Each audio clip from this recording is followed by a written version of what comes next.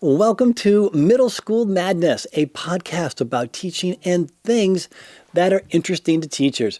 My name is Oliver Wieheog, and I am a 26-year veteran of the middle school classroom. Today we are going to talk about rubrics, why they are so awesome, how to construct the perfect rubric, and honestly, should all rubrics really be in the metric system of groups of 10? I love a good rubric, and you can use them for all kinds of things. English papers, artwork, photographs, and yes, even puppets. But the moment I knew that rubrics were really good was during one of my summers when I went to a teachers conference for the arts educators in Pennsylvania. They had a governor's school for arts educators in Pennsylvania. And on this particular day, after working with a group, they said, we're going to go to Presque, which is a beach. They handed us a piece of paper. And they said, go build this sandcastle or this display. And so because we were arts educators, we are very outgoing, very loud, very creative. We looked at the piece of paper in front of us and we went and created what they had asked for because teachers were very good. After an hour of making it, we really liked what we had created. They said, all right, they brought us in together. They said each group was given a section of the rubric, either the A section, B section, C section, the D and the F. And now we are going to go start and look at the D sandcastle. And you went and looked at this sandcastle. It was horrible. It literally looked like they had just put sand on a beach, piled it up, threw some shells on it, and you weren't really sure what was going on. And then you went to the C version, and there was a little more structure, a little more shape, the things that they put on it. Ours looked even better in the B category. But then you got to the A, and this sandcastle structure looked incredible. Why? Because they had the definition of everything that they were looking for in that sandcastle. And the difference between the A sandcastle and the F sandcastle was phenomenal. I mean, you could see it right away. And this really struck a chord because then it was like, I get it. If you create a really good rubric, it is only going to help you out. It is only going to make you as a teacher stronger. It is only going to make your students better. And this, of course, creates a nice environment for your classroom. That is why you got to use a rubric, and you can use them from big to small projects. But how do you create that rubric? Well, before you even put pen to paper, inside your head, you've got to envision what is this final project. Now, two things. Is it an English paper?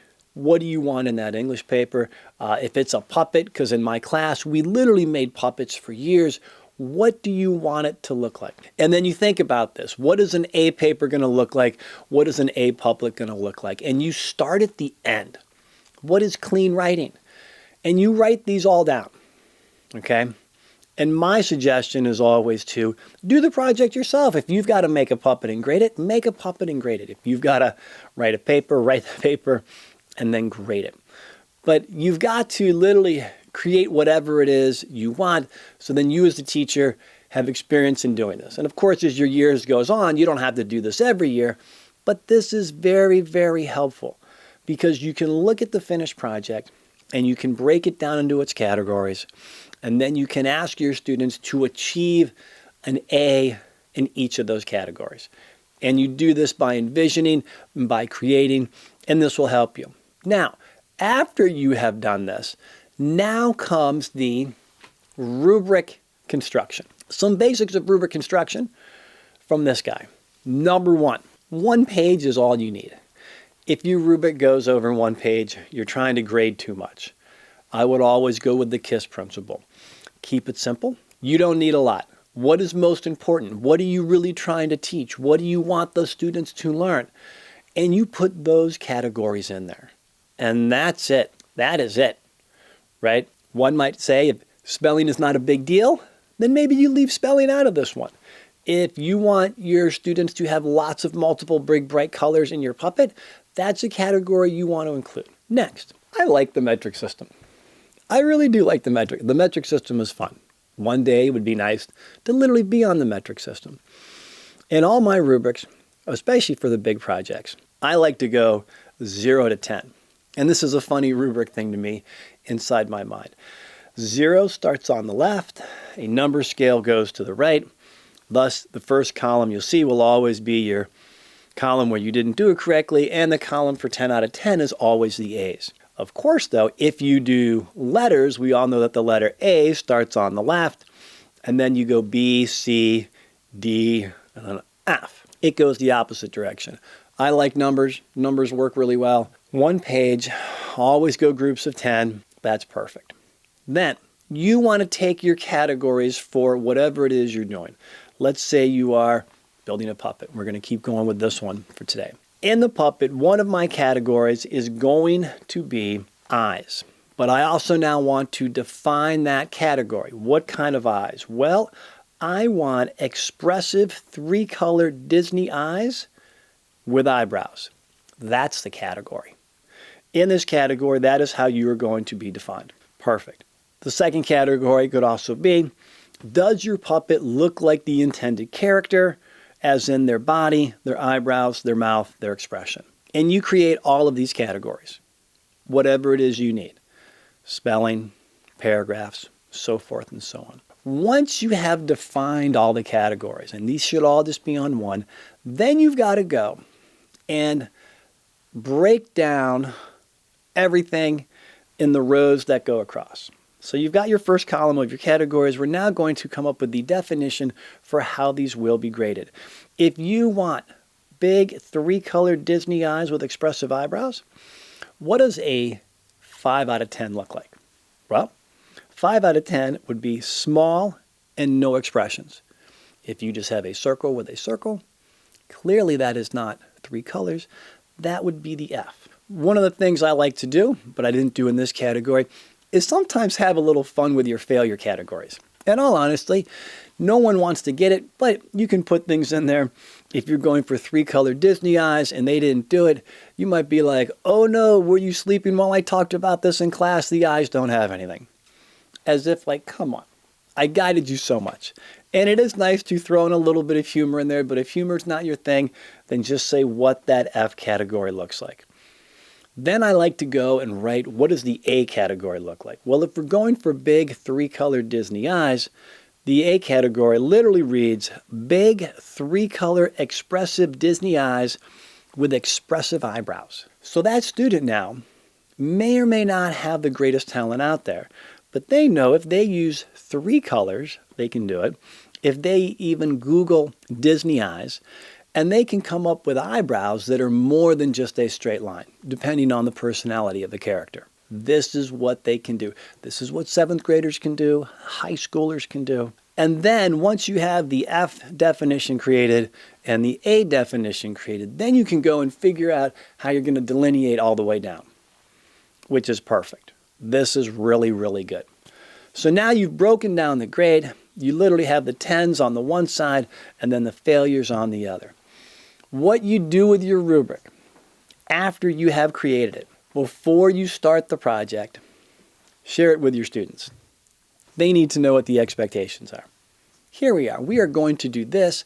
These are all the categories. The categories are not only defined for you, but we also have the A category, the B category, the C, all the way down.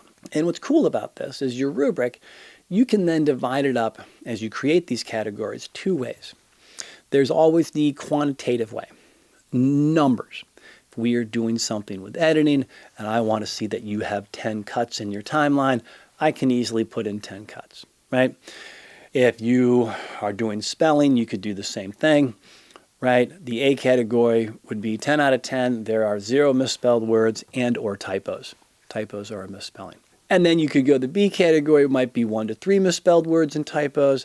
And then the C category could be 4 to 6, so forth and so on. So you can do this all quantitatively with numbers. If you're in a subject like me, a lot of what I just described was qualitative. It is descriptive and subjective, so whoever is creating it knows what to look for. And this way you can write down small eyes with no expression. And when they bring their puppet in and you look at it, that is what you're going to get.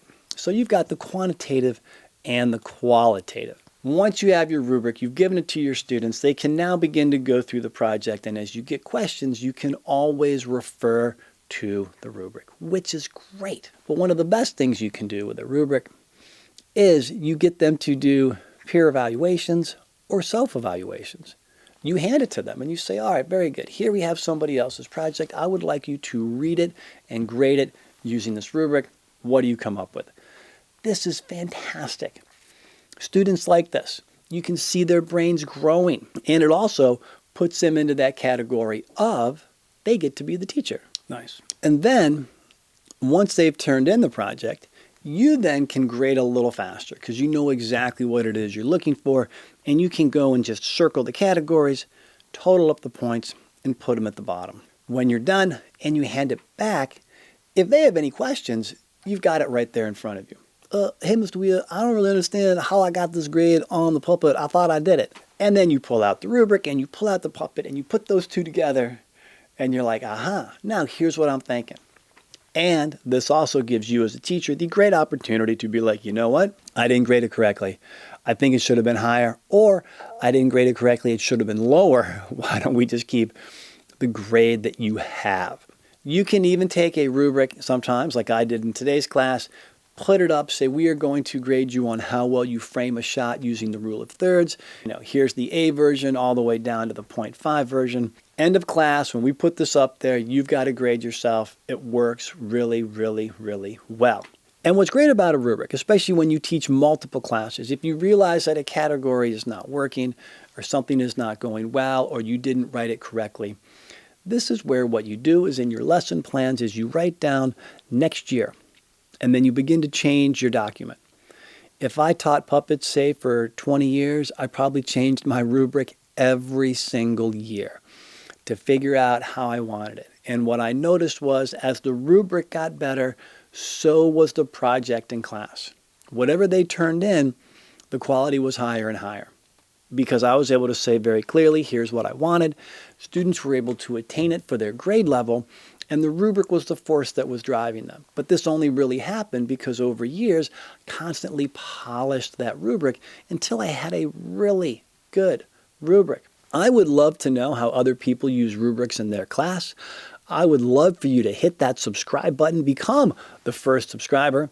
Also, if you would like to come on the show, get another voice on here besides mine. Send me an email if you would like to talk to me about teaching and things that are interesting to teachers. Well, there you go. That is the sound of the bell. It is time to punch out, wash up, and leave the greatest playground in all of the world, your classroom. I am so glad you have decided to become a teacher. I am so glad that you are going to use rubrics in your class because the world needs good teachers. Thank you for listening, and we will see you in the hallway.